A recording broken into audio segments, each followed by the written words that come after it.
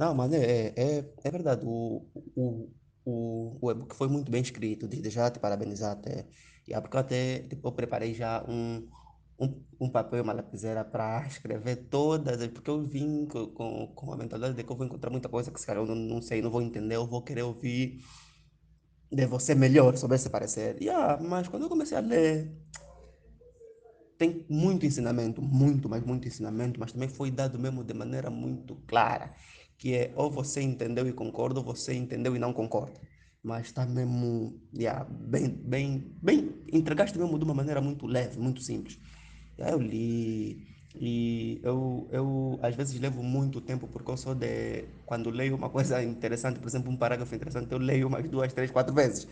Então eu estava pegar muita coisa, tem muita coisa no e-book e não foi preciso, por exemplo, sair para ir pesquisar uma coisa no Google, parar para te perguntar, porque estava mesmo bem claro, bem esclarecido. E aí, parabéns, meu irmão, grande trabalho.